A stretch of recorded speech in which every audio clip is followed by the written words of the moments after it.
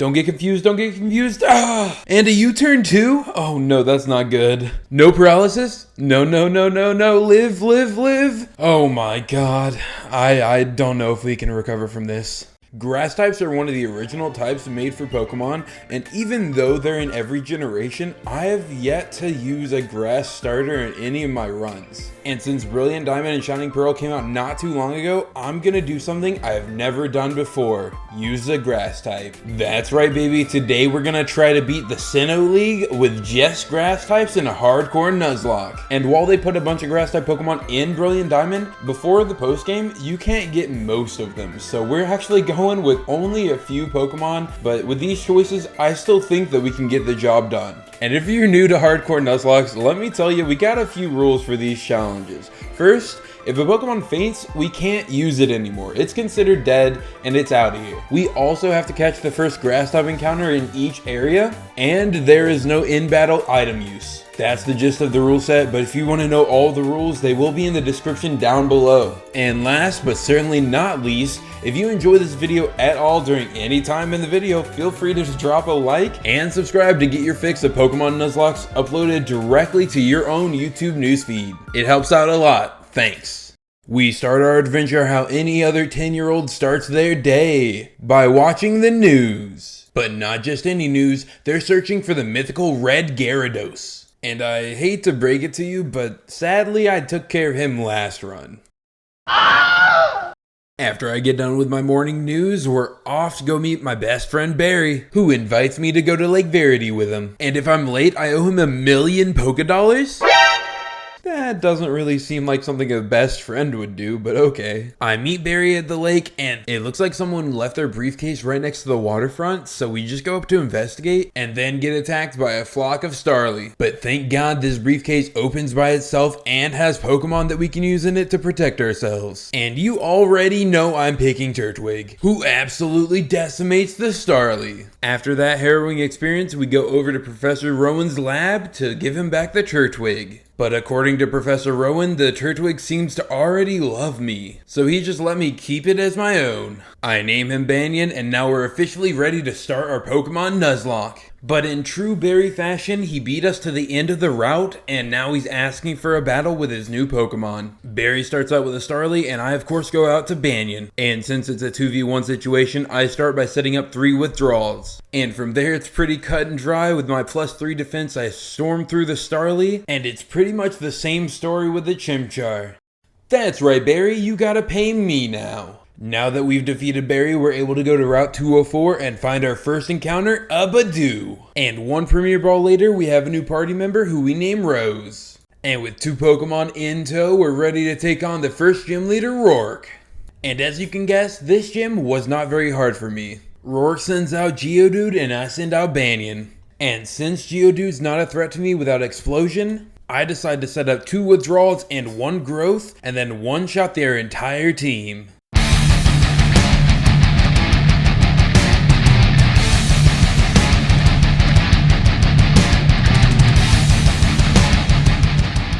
With Rourke defeated, we're able to snag our first gym badge and head on to the Valley Windworks to take on Team Galactic. Everything was going smooth until I got to Commander Mars. Banyan was able to get through her first 2 Pokemon pretty easily. The only issue is that he was left at 6 HP. Knowing that I couldn't lose Banyan at this point in the run, I had to switch out to Rose. And what happens next? Well, I'll just let you see. Don't get confused, don't get confused. And a U-turn too? Oh no, that's not good. At this point, the only thing I think we can do is use Absorb to try to get some health back. Oh, that was not a good amount of health. No paralysis? No, no, no, no, no. Live, live, live. Oh my god. I don't know if we can recover from this. Now with Rose gone, we have to hope that Banyan can outspeed the Zubat to win. And luckily he does, saving me from having to reset the game. But at least one good thing came out of that battle, and it was Banyan evolving. And with the headache that is Team Galactic out of the way, we head on to Eterna City. And luckily for us, Eterna City is where the Underground Man lives. And it turns out he's just giving away Explorer kits for free, man. And with this kit, we're ready to adventure deep into the Grand Underground. And luckily luckily for us, the Grand Underground has not only one encounter, but 2 encounters that we can get. And the first one comes in the form of a Cherubi, which we immediately catch in one throw and name Cherry. Now we just need to catch one more Pokemon and then we're off to Gardenia. And that last Pokemon is gonna be Roselia. Yep, that's right. I decided not to enforce the species clause here just because we only have 6 Pokemon for the entire run and technically I haven't caught a Roselia. After catching the Roselia, we named her Rose 2.0 because Rose may not have been here long, but you will never be forgotten. With our new and improved team, it's time to take on Gardenia. I start out strong with Banyan and she sends in a Cherubi. I set up Stealth Rocks to get some chip damage off, but then accidentally used the move again, which failed, and the Cherubi's able to hit us with a Deathling Gleam down to our Citrus Berry. But we were able to quickly recover from that mistake by using 2 bites and taking Cherubi out. Next up, she brought out her most annoying Pokemon of this battle, Turtwig, who immediately used Reflect so I couldn't do really any damage to it and then just did nothing but set up. And as I used bite after bite to try to get this Turtwig out of here, she just keeps healing him. But after she wasted 2 super potions, the Reflect wore off and we were able to go in and take the Turtwig out. Next up is Roserade, who is potentially deadly to us, but I have a secret weapon up my sleeve. And it's Rose 2.0 because when I caught this Roselia, she knew Extra Sensory, making her the perfect counter for Gardenia's ace. All it took was 2 Extra Sensories and the match was over. And with my second gym badge in hand, I go to the Grand Underground to train up my Pokemon. Specifically Cherry, because at level 25, she'll evolve into a Cherum. And as I run into Hearthome City, I meet Barry. And honestly, I forgot that we had a rival battle in this city, so my Pokemon are quite overleveled. And spoiler alert, we kinda steamroll them, so I'll keep it short. Barry started off with a Starly, and I started off with Banyan. And at first the Starly had me sweating because it used Endeavor, but then I used Bite, and it did 99% of the Starly's health. The Starly was able to bring Banyan to half health after a pluck and stealing my Oranberry, but after another bite, he was done for. Next up, Barry switches out into Monferno, and I switch out into Rose. Luckily, the Monferno decided to Stealth Rocks instead of using Flame Wheel, so we're in the clear on this one. All it took was 1 Extra Sensory, and the Monferno went down. A Magical Leaf from Rose was enough to take out the Weasel, and as for his last Pokemon, Roselia, 1 Extra Sensory was all it took to take her out. And with Barry out of the way, we're finally ready to move on to Veilstone City. And after becoming a black belt in Maylene's dojo, it's time for me to take on the queen herself. And while her Machoke and Lucario are quite difficult, I came prepared with a plan. I start out with Cherry, and she starts out with Meditite. I have Cherry set up a Leech Seed while Meditite goes for Light Screen, and then I switch out into Roselia, who also definitely doesn't have Leech Seed. But pointless errors aside, Roselia gets hit by a Drain Punch on the switch in, but also gets the health back after a Leech Seed. And after having a back and forth of stealing each other's health, Roselia is finally able to overcome the Medicham. Maylene sends out Machoke next, and now the real battle starts. I decide to have Rose Giga Drain to get some health back, and the Machoke goes for a Rock Tomb, slowing me down. And with Rose's speed lowered, the Machoke is able to go for a knockoff first, damaging Rose down to 8 health. But fortunately, Rose's poison point goes into effect and poisons the Machoke. And with Rose on such low HP, I decide to bring her back and bring out Banyan to take on the Machoke. On the switch-in, the Machoke hits Banyan with a Rock Tomb, lowering his speed, and gives me a wonderful idea. The next turn I use Curse because we're already slow, and Maylene uses a potion on Machoke. But since the Machoke is leech-seeded and poisoned, I'm not really scared of him, so I proceed to use 5 curses to get the max bonus. And just like that, Banyan beats the Machoke without even touching him. With her back against the wall, Maylene sends out her ace Lucario, who is most definitely the scariest member on her team. Lucario starts off with a bulk up, which is kinda scary, so I have Banyan use Razor Leaf fishing for crits, because that's the only way I could possibly win this battle since Lucario does have Drain Punch, which Lucario uses on his second turn, but luckily we were able to use a Razor Leaf and get a crit, taking Lucario out and winning us the 3rd gym badge. Thank Arceus, man, that was getting really scary at the end.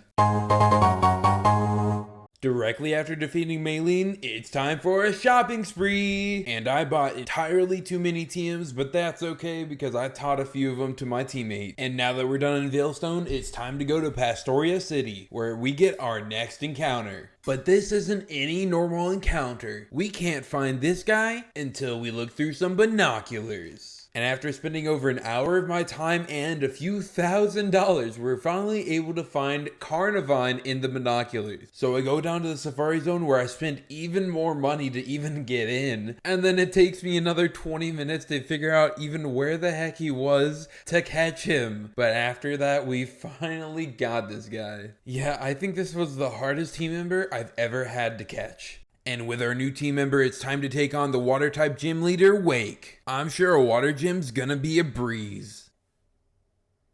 Wait, he's got a Gyarados? With Ice Fang? I'm suddenly feeling far less prepared for this than I thought I was. And after realizing how hard this gym was actually gonna be, I formulated a single plan to help take down Gyarados. I start out with Rose 2.0 as he obviously goes out for his starter Gyarados. And since he's a jolly Gyarados, he's zooming and hits me first with Ice Fang, bringing Rose 2.0 down to 15 HP. Luckily, the Gyarados becomes poisoned via Poison Point, and I retaliate with Attract. And at this point, the next turn, we just hope the Gyarados is in love with Rose. And he is! Not only is the Gyarados in love with Rose once and lets me retaliate with Giga Drain, but it happened twice, and then the Gyarados fell. Not only that, but Rose is able to go into the next battle at almost full health, which makes the rest of this gym quite easy. Quagsire comes out next, only to be outsped and one-shot by Giga Drain, bringing Rose up to full health. He's down to his ace Floatzel now, who starts off strong with an Ice Fang, bringing Rose down to only 5 HP. But that's okay because we retaliated with a Giga Drain, bringing the Floatzel down and winning us the gym battle. That was quite close. I really didn't expect Wake to be that much of a challenge at all. And with most of the story stuff out of the way now, we can focus on just getting the gym leaders. So after giving these ducks some medicine and training our Pokemon up to the level cap, Banyan tells me that he's ready to become a great oak tree, so I let him evolve into a Torterra. With our team trained up and ready, we head over to Heart Home and take on Fantina's gym. Thank God she's finally there this time and not at some contest, so I can challenge her to a gym battle. Fantina sends out a Drifblim and I send out Torterra. Drifblim uses Fly while I try to use Bite, and it misses obviously. But Torterra was able to dodge through the power of love. And with that, the first turn is basically meaningless. Drifblim hits me with a Strength Sap while I use Stealth Rocks to set up. As I get Strength Sap for a second turn, Banyan uses Bite and loves me so much that he lands a crit, bringing the Drifblim down to about 5% health. Knowing she's going to use a potion this turn, I use Swords Dance to get my attack stats back. And once I'm at +4 attack, I use Bite to one-shot the Drifblim. Next up, Fantina sends out a Gengar who Sludge Bombs Banyan, but Banyan retaliates with an Earthquake, knocking him out in one shot. Fantina sends out Mismagius next, and I decide it's time to try out our new member, Venus. On the switch-in, Venus gets hit with 2 Dazzling Gleams before we're able to counter with a Bite. Next turn, Mismagius decides to confuse Raimi, but Venus breaks through to bite the Mismagius, ending the battle. With 5 gyms down and 3 to go, I am ready to take these guys on in quick succession. But on the bridge to Conclave City, I meet Barry, and he's there for another rival battle. And his team's looking kinda scary against my grass team, but here we go. Specifically the Staravia that he started out with. And I throw out Rose to combat it. Staravia brings Rose under half, and I retaliate with an extra sensory that leaves Staravia almost dead. But knowing that I couldn't take another Pluck, I had to go out into Venus to finish the job. After tanking a Pluck, 1 bite was all it took to take the Staravia out. Barry sends out a Heracross next, and I'm forced to switch out to Cherry, who tanks an Aerial Ace. And to retaliate, I have Cherry use Dazzling Gleam, bringing the Heracross down to half health. The Heracross squanders the next turn on Leer, allowing Cherry to win the fight. Barry brings out his Monferno, and I've been saving Banyan for this specific Pokemon. Banyan tanks a Flame Wheel, then is able to retaliate with an Earth Plate boosted Earthquake. And just like that, the monkey's out of here. Barry brings out Roselia next, who pretty much can't do anything to my Roselia either, so I bring out Rose 2.0. And after using Synthesis to get to full health, I use Extrasensory and it takes out the Roselia. And next up, Weasel goes down to a Giga Drain from Roselia. And with that, the battle is over, and yet again, I have beat Barry. And with that headache out of the way, we're finally able to challenge Byron. He starts out with Bronzor and I start out with Cherry. I start by using Sunny Day and getting the sun out, and then I start weatherballing. And even though we got confused by Bronzor, Cherry broke through to use Weather Ball and one-shot him. Next out, he brings out Steelix, who immediately uses Sandstorm, covering up the sun. We go back and forth spamming weather conditions for about 3 turns, and then this happens. Gyro Ball? Shouldn't be too bad. Whoa, whoa, whoa, whoa, Cherry, no! Oh my god. Thankfully, we're able to retaliate with a Weather Ball and take the Steelix out. And at this point, I know I have to switch out, so I bring out Rose 2.0, who tanks a Stone Edge. Luckily, upon retaliation with a Giga Drain, we hit a crit, bringing the Bastiodon down to half. We go back and forth for a few turns of using the same moves until Rose gets hit with a crit Flash Cannon, bringing her down low, so I have to switch out into Banyan. Banyan outspeeds, and with a single Earthquake, we are victorious, getting us the 6th gym badge in the Sinnoh League. On our way up to Snow Point City, we run into our next encounter, a Snover, who we quickly catch and then name Spruce. But he's not a Snover for long, because after training him in the Grand Underground, he evolves into an Abomasnow and is ready for the 7th gym. So I start off with Candace the same way I did with Byron, and that's by sending in Cherry to use Sunny Day to get rid of the weather. Snover retaliates by using an Avalanche, bringing us down to about half HP. But it's okay, because the next turn I use Substitute while Snover uses Mist. And the next turn, one Weather Ball takes him out. Candace sends out Medicham next, who is only able to break the Substitute before I get a crit Weather Ball, taking her down. As the sunlight fades, Candace sends out her Sneasel, but I decide to stay in with Cherry. So Cherry takes an Avalanche down to 1 HP. But she didn't die because she didn't want me to feel sad. That's what I'm talking about, Cherry. I had Cherry retaliate with Dazzling Gleam, bringing the Sneasel down to about 5% HP, and switched into Spruce next turn, predicting the potion. I have Spruce use Brick Break, which pops the Chople Berry on the Sneasel and brings it down to what has to be 1 HP. Candace heals the Sneasel with a potion, and then I use one last Brick Break to take the Sneasel out. That brings us down to the last Pokemon, which is Abomasnow. That's right, we have got a mirror match here. But this Abomasnow was not ready for these hands and all these Brick Breaks. After 3 Brick Breaks, we were able to take out the opposing Abomasnow with barely taking any damage in the process. And with that, we've defeated Candace and can move straight on to Volkner.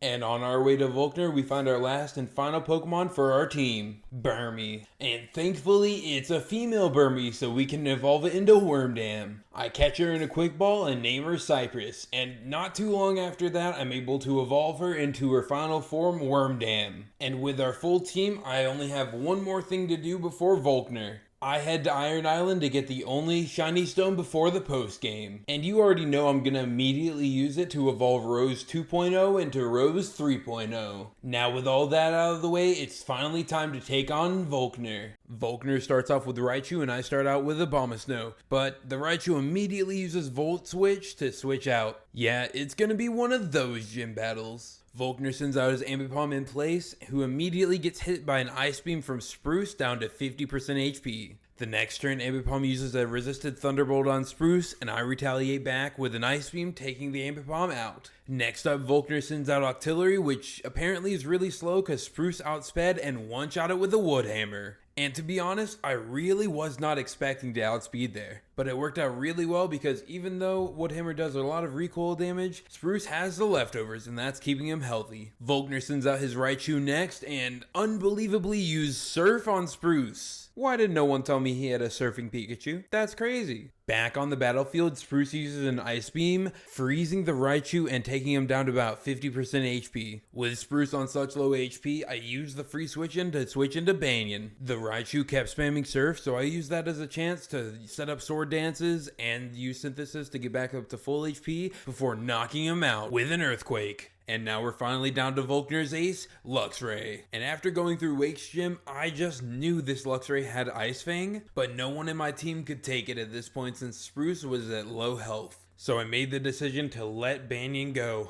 You made it this far, buddy, and you will never be forgotten. With the free switching, I decided to bring in Rose, since she has the best chance of tanking an Ice Fang, which she did, and it brought her down to about 40 HP. But luckily, Poison Point procced, and I was able to poison the Luxray. With one Sludge Bomb, we bring the Luxray down to about 40% HP, making it use its Citrus Berry. I decide to switch out into Cherry, hoping she can tank an Ice Fang and then retaliate and take out the Luxray. But unfortunately that didn't happen, as the Luxray outspeeds and uses Ice Fang on Cherry again, taking her out. Oh no, she loves me so much that she didn't die. Thank you so much, Cherry, that means the world. This allows her to retaliate with Dazzling Gleam, taking the Luxray out, giving me the 8th and final gym badge in the Sinnoh League. And while it did cause a death, I certainly might have lost more Pokemon if it hadn't been for Cherry. Let's give it up for Cherry! It's because of you I was able to win that gym badge. And with all 8 badges out of the way, we're finally able to take on the Pokemon League. Oh, wait, we have to fight this kid first. Luckily, Spruce was in my first slot because he sends out a Staraptor. The Staraptor starts out first and hits us with a U-turn, and switching out into Infernape. The Infernape then takes an Ice Beam to the face, which I didn't think would do much, but then it crits and freezes the Infernape. That's a big win for us here. Or at least I thought so until Infernape used Flame Wheel and thawed the ice, taking both me and Spruce off guard and hitting him down to 1 HP. Thankfully he toughed it out so I wouldn't be sad. And boy, would I have been sad. Luckily we're able to retaliate with a Shadow Ball and take him out, but whew, that was close. Barry brings Staraptor back out, and I know someone else has to take the hit for this now, so I switch out into Rose 2.0. Luckily for me, Staraptor used Close Combat, and it did nothing to her. Rose tanks one more Pluck, putting her in the yellow, and then retaliates with a Sludge Bomb, taking out the Staraptor. Barry sends out Floatzel next, and after fighting Wake, I know it has Ice Fang, so I switch into Venus to tank it. And after tanking yet another Ice Fang from Floatzel, Venus was able to take it out with 1 Seed Bomb. And I've gotta say, I'm really glad he's got glass cannons because I don't know what I would do against a tanky Mon. Never mind, he's got a Snorlax. But to my surprise, 1 Seed Bomb from Venus was able to do about half his health, and he used Yawn the next turn, giving me a free out to use another Seed Bomb. But unfortunately, the Snorlax lived on a sliver and retaliates with Hammer Arm, bringing Venus down to 1 HP. But I want to point out this one distinction. Venus does not love me, Snorlax is just too weak to kill him. And I'm really not sure if I'm happy or sad about that. Since Venus is now asleep and at 1 HP, I know it's time to pull him out, and I bring out Cypress. I realize that with my badly damaged team, I'm probably not going to make it unless I set up with Cypress and then just sweep Barry's entire team. So enjoy this montage of a tiny bug covered in leaves, one-shotting Barry's entire team.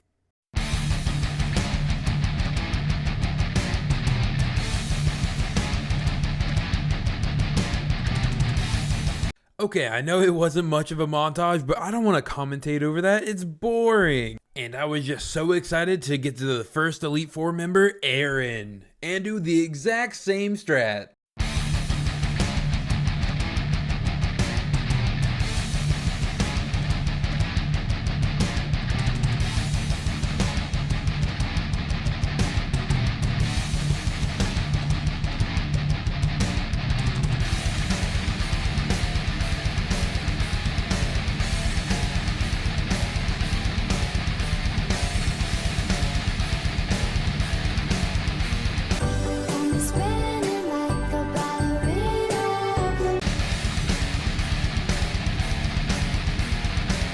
With Aaron down, it's time to take on the next Elite Four member, Bertha. But before we do, I'm gonna say I'm not using Cypress this time because I don't want her to be too overleveled for the champion battle.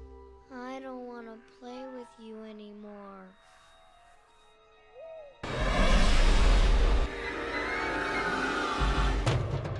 With Aaron out of the way, it's time for the ground-type Elite Four member, Bertha. And I'm sure you can guess how this is gonna go. Bertha sends out Quagsire and I send out Venus, hoping to sweep with him the entire battle. And since it's a Quagsire starting out, I just go for Seed Bomb, Outspeed, and one-shot the Quagsire. I mean, did you expect anything less from my boy Venus? Next up, she sends out another water ground type Whiscash. I decide to change up my strat a little bit and go for Power Whip, hoping to hit, and it one-shots the Whiscash even through the Rindoberry. She sends out a Sudowoodo after that, and it's yet another Pokemon I outspeed with Seed Bomb in one shot. Bertha then sends out a Golem who outspeeds this time with a Heavy Slam, but Venus doubled down on loving me and through the power of love was able to dodge that Heavy Slam, returning a Seed Bomb, one-shotting the Golem.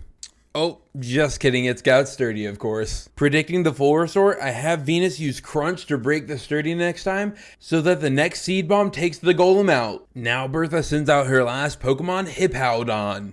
I decide at this point, the Venus run is over and we have to switch out to Spruce. Spruce comes out, which kills the Sandstorm and tanks an Ice Fang beautifully. The next turn, Spruce outspeeds with a Wood Hammer, bringing the Hippowdon down low. And after tanking the next Crunch, Spruce is brought down to only 16 HP. And then Bertha has the gall to say, don't assume for an instant that you've won against my grass team. Now I've definitely got to cut her down to size. And predicting the full restore, I have Spruce go for an Ice Beam, bringing the Hippowdon down low yet again. But at this point, I know Spruce is faster, so I feel safe going for a second Ice Beam, knocking down the Hippowdon. And with that, we are one step closer to becoming the champion of the Sinnoh League.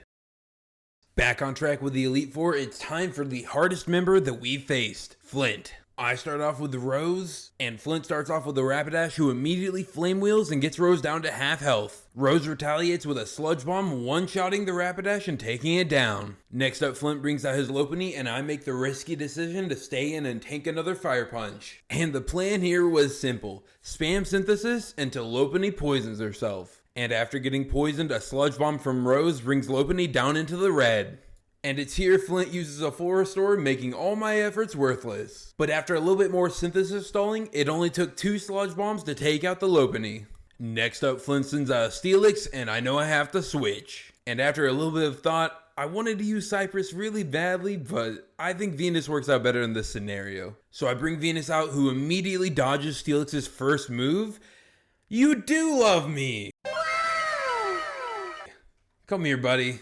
I'm so glad the feelings aren't mixed anymore, and I know that Venus loves me, and I have him fire off a Power Whip at Steelix, doing about a quarter damage. Steelix retaliates with an Iron Tail, one-shotting Venus? No! I just figured out if he loved me.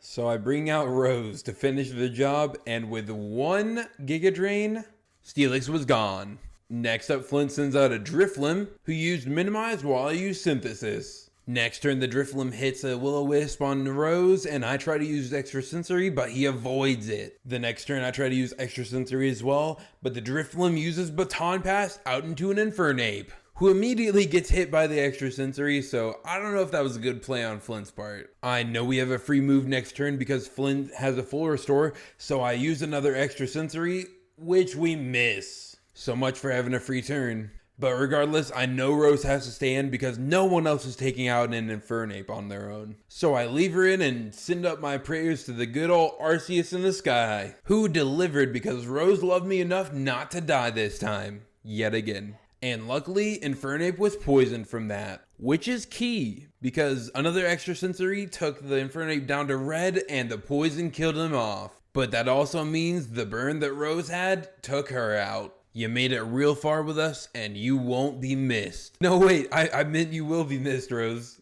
With Flint being down to his last Pokemon, Drifloon, it's a pretty easy switch in. From there, I go out to Spruce. The Drifloon outspeeds and hits Spruce with a Will-O-Wisp, bringing the Drifloon down to his Citrus Berry. The Drifloon then proceeds to set up Minimize 3 turns in a row, causing me to miss the next 3 Ice Beams.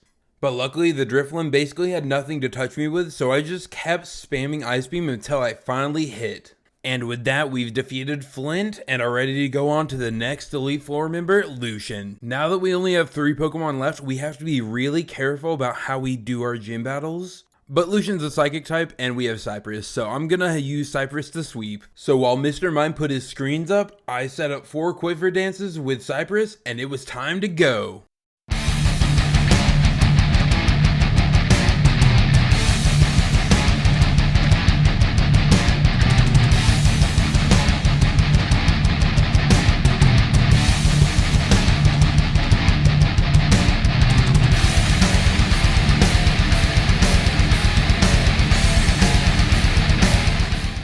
Wow, Cypress, you really made that easy. Now we're off to the champion. Now that we finally made it to Cynthia, I refuse to lose to the champion again. Cynthia sends out a Spiritomb and I send out Cypress because this is a Worm Dam only run now. Spiritomb repeatedly spammed Sucker Punch, so that allowed me to set up 6 Quiver Dances without taking much damage at all, and then using a Bug Buzz to take it out. Next up, Cynthia sends out a Roserade, who we immediately outspeed and take out with a Psychic, allowing Spruce to get even stronger when she levels up to level 66. Next up, Cynthia sends out a Gastrodon, and that's no worry because Cypress has Leaf Storm and its Stab. After disposing of the Gastrodon with ease, she sends out a Milotic next.